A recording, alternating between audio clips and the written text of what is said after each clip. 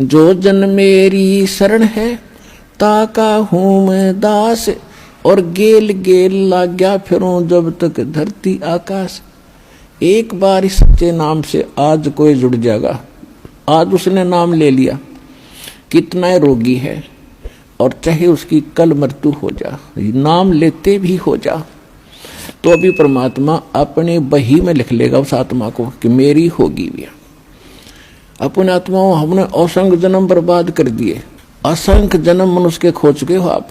ये पहला शरीर नहीं जागा जो आज आपका जाने वाला है, मान ले कभी भी।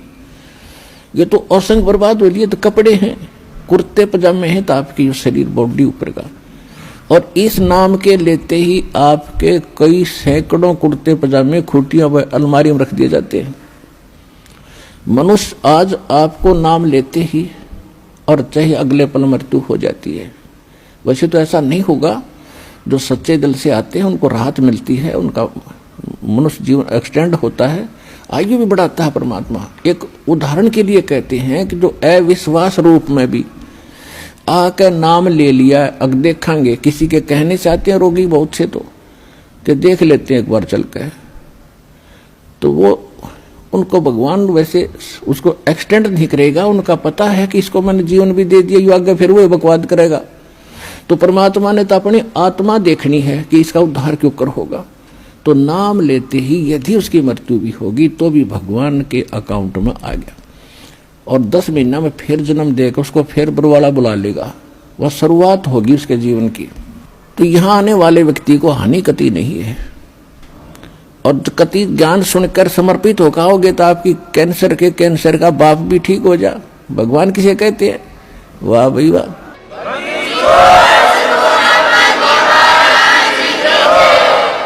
यहाँ पर कम से कम लाखों भक्तों के कैंसर तक के रोग ठीक हो चुके, जिन्होंने समर्पित भाव से परमात्मा पर विश्वास करके नाम लिया और मर्यादा निभाई। क्योंकि दुखी आदमी मर्यादा खूब निभाता है, सुखी तक गड़बड़ कर देता है, समाज को गणा देखे। उसने तो अपनी जान दिखाई देती है, तो उस पर जल्दी राजी हो है भगवान, जल्दी प्रसन्न होता है, उसका जीवन भी बढ़ावेगा और उसको रोग से मुक्त भी करेगा।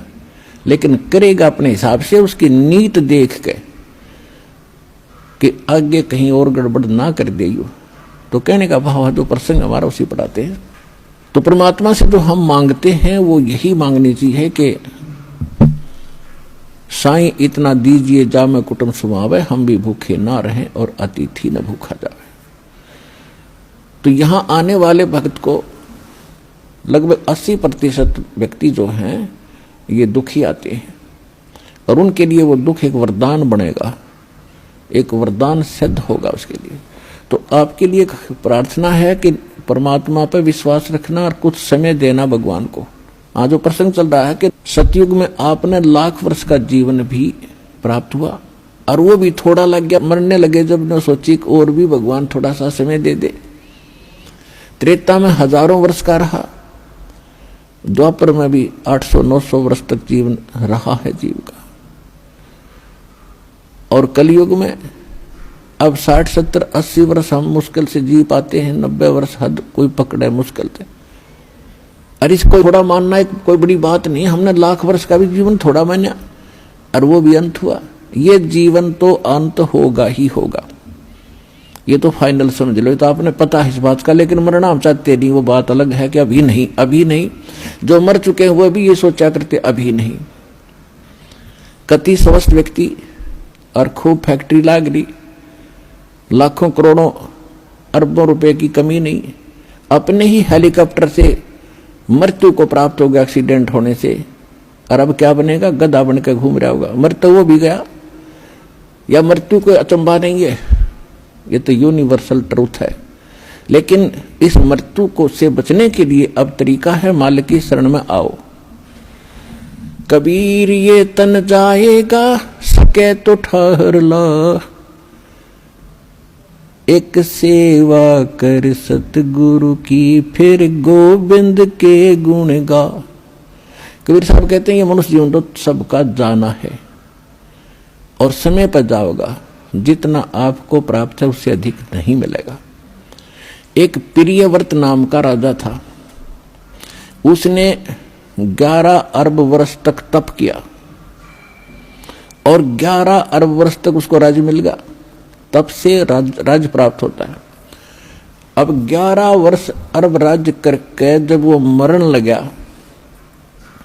11 अरब वर्ष तक राज भोग के, इतने ठाठ माना हम तो राजा के।